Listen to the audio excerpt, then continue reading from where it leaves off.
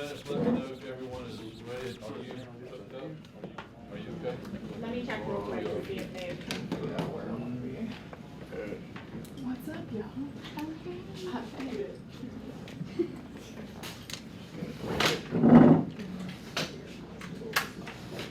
We're actually starting before Okay, you time. got it, and everything. Still got a minute. Can I see Very the camera thing on? It's okay. We have time.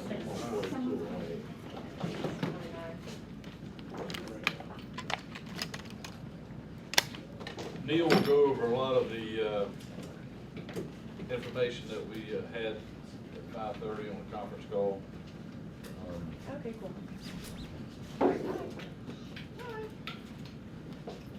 Not a lot's changed.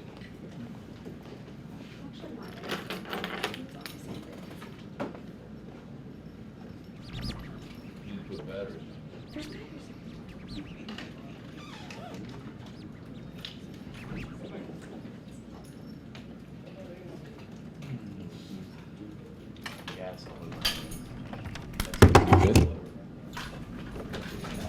As I was saying, not a lot's changed, and Neil will cover a lot of that, but he's also going to go over some additional things that we were able to talk about this morning. You know, I think everyone is completely understands that we are under a evacuation for Barrier Islands, Hilton Head, Fripp Harbor, Defusky, and Hunting Island. That hasn't changed, so we're still doing that. Road check, the roadblocks that we have set up are on 278 and US 21. That hasn't changed.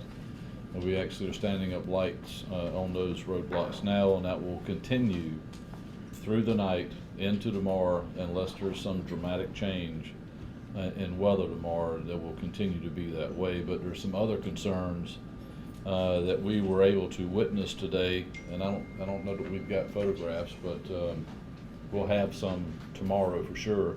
But we're able to witness some potential flooding issues when we had high tide today around 12:30, and it was a very, very good indication to us. If you put 4 to 6 feet on top of what we saw today, we're going to have some problems on some roadways throughout the county, which concerns the low-lying areas of the county, more so based on what we were able to see today, knowing that that's not the worst of it. So the concerns there, of course, with these low-lying areas that Neil will talk about, the biggest concern for us is you being severed from fire and EMS and law enforcement, but you know, especially medical issues. If you cannot, you know, Coastal Carolina Hospital is open for business just like Beaufort Memorial, but if you're in a low-lying area and you get cut off based on flooding, then we've got a problem. We can cut a tree out the road and get an ambulance through it, but if we've got a flooding and a road washout, it's going to be real hard to get you to the hospital if we in fact have a medical problem. So those things need to be kept in mind, and thus the purpose of the shelters.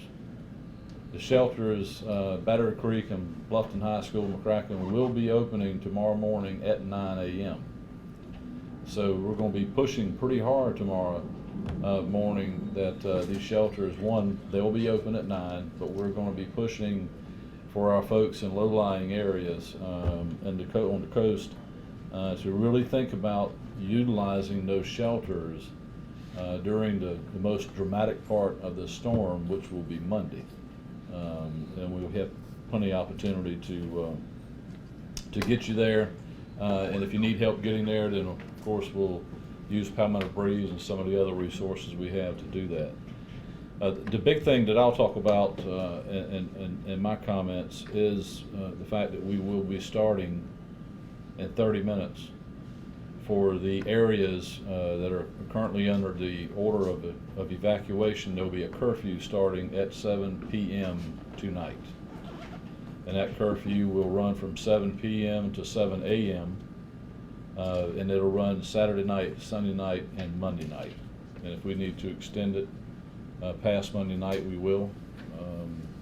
If not, then it'll end at 7 o'clock. And if we need to end it before then, we can do that as well. So 7 p.m. to 7 a.m. Saturday, Sunday, and Monday. Now, Having said that, let me also back up and say we understand that in certain areas that are currently under the evacuation order, there are going to be people that are going to be out and about because they didn't know we were going to have a curfew. You know, we're going to work with those folks. So, you know, we understand there are probably some restaurants open, especially on Hilton Head, probably some bars that are still opening, hurricane parties, whatever you want to call it. So we will be working with these folks to make sure that one, we educate them about the curfew, we encourage them to go home. We just don't want you rambling around the island. We have asked our citizens to leave these areas, and it's our job to protect their property when they're gone. So establishing a curfew was something that we needed to do. Neil? Good evening. As of the 5 o'clock update from the National Hurricane Center in Miami, Beaufort County is now under a tropical storm warning, which means we can expect tropical storm conditions within 36 hours. We are under a storm surge warning, which is a new warning for this year. We can expect storm surge conditions within 36 hours. We were under a hurricane watch, which means there is a possibility of hurricane conditions, wind conditions within 48 hours. So we're now across the spectrum of the warnings from the Hurricane Center. Those are all as of 5 o'clock. To reiterate what the sheriff said, the mandatory evacuation remains in place for the barrier islands. The roadblocks are up at Sea Island Parkway and Butcher Island boat landing, and up on 278 at the Pinckney Island boat landing. And those roadblocks will remain in place. We've got a new announcement here, came out just a short time ago. Beaufort Jasper Water has announced that they will be shutting off the water to Hunting Harbor and Fripp at 4 p.m. tomorrow afternoon. There will be no water service after that, and the purpose is they do not want to lose the water line. It is a suspended line under the Harbor River Bridge, and if they lose it, then we lose water pressure back up the line on St. Helena, etc. So they will be shutting off that water to Hunting Harbor and Fripp at 4 o'clock tomorrow afternoon. Fripp Island Public Service District has announced that they will be closing the sewer system on Fripp at 12 noon. So the sewer system will go down first, and then the water will follow at 4 p.m. We understand right now there are approximately 100 residents still on Fripp. There are 12 residents still on Harbor. There's no one on Hunting except a couple of rangers. And so those folks and there are approximately 300 residents remaining on Dufusky. 125 have evacuated so far off Dufusky. There are currently 200 Beaufort County residents taking shelter in Jasper County at the Jasper County High School from Beaufort County.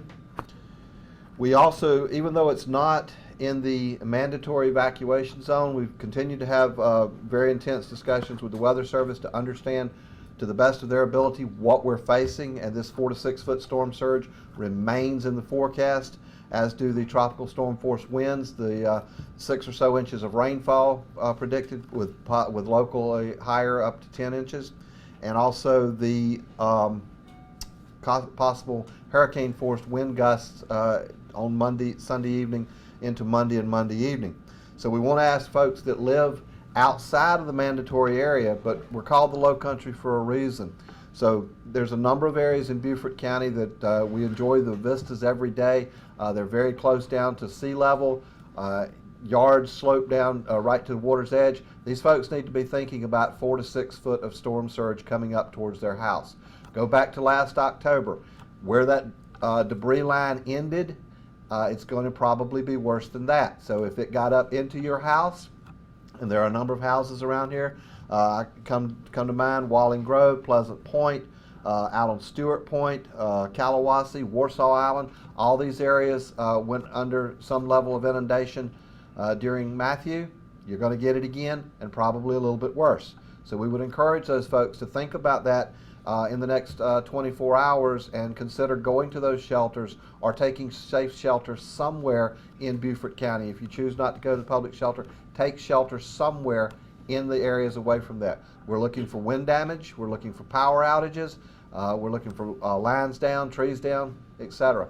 and some minor structural damage, especially along the beaches. The pictures the sheriff referred to, I think Bob's already mailed out some of them, but they were taken on Hunting Island this afternoon just after high tide. There was water up pretty close to the lighthouse. As you know, Hunting Island lost its dune line during Matthew, so they have no protection.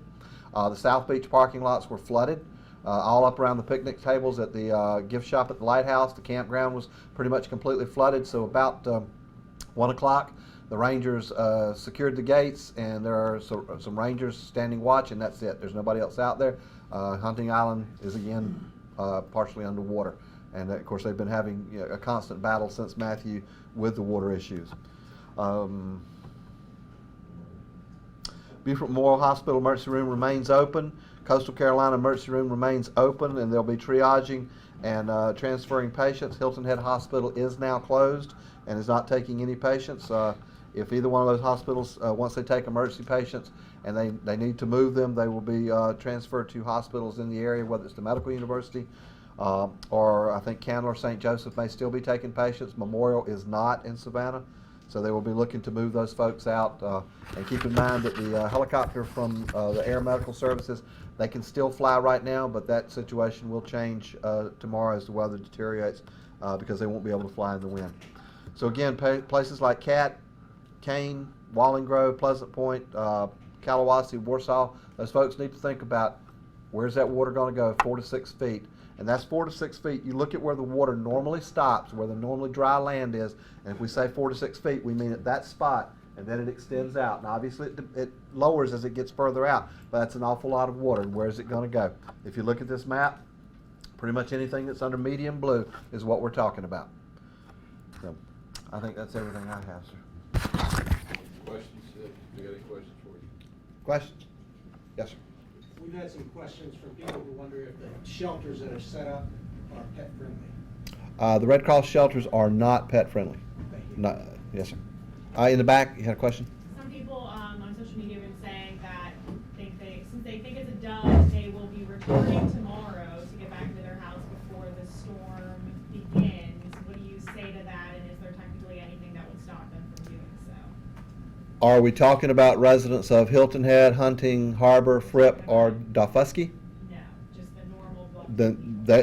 They can come and go. They're not in the mandatory zones. In the mandatory zones, they will be stopped at the roadblocks. And again, I just announced no water, no sewer on Hunting, Harbor, and Fripp. That's not a good situation to be in, and that is going to happen. They're going to be turned off. How come the Beaufort County shelters weren't open when the mandatory evacuation order was issued? The Red Cross couldn't get them stood up, the logistical issues. They were able to get the Jasper shelter up and running, and we have transported 200 folks over there that required transportation. Pamela Breeze moved them over there, so that shelter was already planned to be open, so all the logistics were in place. The Red Cross needed the extra 24 hours to get ready for those shelters. Let me add, it's very easy for us to provide a countywide evacuation. I mean, that's an easy thing. When the governor signs the order and we start evacuating people out of Beaufort County, that's simple. Everyone leaves Beaufort County. When you start scaling things back, and then we start doing, when you scale back and you're not inclusive of the entire county, and all right, well, we need to take care of this area, this area, this area, then you need to make additional. There's no shelters in Beaufort County on a normal evacuation. We don't shelter here, we shelter in other counties. So when we scale back and say, all right, only a third of the county or a quarter of the county or half of the county is going to be evacuated, and then we need to create shelters for those that we're moving, because they don't need to move out of the county, we need to move them within the county just off of the current location they're at, such as the barrier island. So that's a more difficult task that requires, if we had more notice, which we created that for ourselves, not blaming anyone for it, we just saw the opportunity to scale back, we did so, and then that's when we contacted the Red Cross, and they need that logistical time to do it. You're issuing some warnings for these other islands. Do you think that they should have been included in the original evacuation? No, this is a situation where, again, you're talking low-lying areas, and not every point on any of the locations I mentioned is going to be inundated. But folks, particularly folks whose houses face the water, like along Seaside Road on St. Helena Island, on the water side of Seaside that faces the Story River and the Harbor River, those areas may be inundated. Those folks need to think about, I know where the debris line was in Matthew. This is going to be a little bit worse. I probably don't want to be here. But right across the road, they're going to be okay. So if you make them mandatory, you're moving a lot of people that you don't need to move. Yeah, the question came to us also in that same area, you know, what about Cat Island? What about Kalawasi, Spring, and those type things? You know, they're situated a little differently.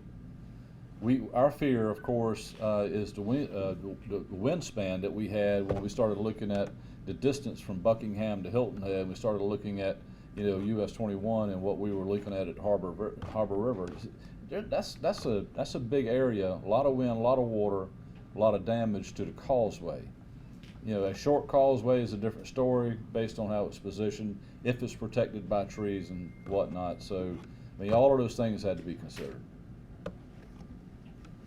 Yes, ma'am. Will there be any change, or have you discussed fire and EMS response time now that they're no longer, you know, leaving? You know how we said how during the height of the storm, don't expect anyone to come. Has that shifted at all, or is that still in place? That's going to depend on the weather conditions. Again, we cannot move. Fire trucks can move in more wind than patrol cars can move in. I keep hitting this camera, sorry. I think it's yours, Marla, and I keep bumping, and I apologize. That's going to depend on the wind. We're going to have to judge each one of them. We're going to have to judge it where it's at. A lot of this wind, when you look at the cone, and this is something that the Weather Service had to explain to us today in fairly intimate detail, we're outside of the air cone of the storm itself, but there's, and I'm going to get way into the weeds here, there's a high pressure system out over the Atlantic, and it's kind of forcing a funnel, which is ramping up our wind speeds right along the beach. And so you move just a few miles inland and you won't see that kind of wind. We may see hurricane force winds right along the beach. So we may only see 40-mile-an-hour winds in Bluffton or up in Burton or the other upper areas of northern Beaufort County. So we'll respond in those. We'll respond safely, but we'll respond. Each one of the calls is going to be judged by where it's at and what the conditions are right at that moment. And the officers are out there on patrol. We've got enhanced forces. We're being supported by Highway Patrol and SLED right now. And they're all reporting back to the EOC, and they're saying, hey, weather, you know, they're going to be telling us weather's really bad right now at such and such a location. And we may tell them, all right, seek shelter right now. And we'll hold that for an hour or 2 or 3 hours, what do we have to, and then judge each one of the calls. This is not going to be a situation where we're unilaterally going to pull everybody off the road and send them to shelter. We don't think. Now, this storm, if it changes track and swings back to the right and the east, that whole scenario changes. But right now, we'll judge every call by its own, and we should be able to respond to the vast majority of them, if not all of them. Any more questions? Josh, you want to talk about the county channel stuff that you're going to be doing tomorrow? That way, give them a heads up on it and stuff that we did today and following that up. We've been attempting to proactively work with our staff to go out and observe and capture some of the conditions that we're seeing within the county now. So we've got on our social media sites, on the county channel, information pertaining to the scenes on Hunting Island, Fripp Island, areas on Hilton Head, so that we can try to keep the public up to date about what the status of those areas are as the conditions continue to deteriorate. We're going to hopefully be out tomorrow afternoon as well during the high tide areas and be filming those particular regions. That way we can continue to feed this information to the public, whether they're here or whether they've traveled someplace else. That way they can stay up to date with what those conditions look like. So one more question. What happens if you violate the curfew? Is there a fine or arrest or what's? We take them to your TV station and leave them overnight. Our drive tomorrow. Yeah. No, I mean, there are penalties to it, and those, you know, we'll deal with when we go through. Mayor Billy, you got anything? Mr. Somerville, anything? No, Mr. Cubic? Sheriff, I would just repeat one more time the areas where the curfew is being implemented so that everybody in our area realizes it's not the entire county. Right. Hilton Head Island, Dufusky Island, Harbor Island, Fripp Island, and Hunting Island. Those are the only areas where the curfew is being enforced. That's the barrier islands that are currently under mandatory evacuation. Mayor Murray? No, is that not enough, Nick? We'll do, what's that call tomorrow morning? 11:30, right? We've got the state call, at 9:30, we've got the next weather call at 11:30. Probably be after 11:30 unless something dramatically is fairly obvious tomorrow morning after the state call. We probably will wait till the 11:30, but we'll make sure that we notify you. I know Neil will send you the group text if there's any changes in that, and he'll also, after the state call tomorrow, you'll get notification on that as well, what that was about and where we stand. Hopefully we'll see a better day tomorrow. We'll see improvements, but right now we're still standing strong with basically the decision that were made yesterday. Any more questions? Did I miss anything? Staff, did I miss anything? All right, thank you.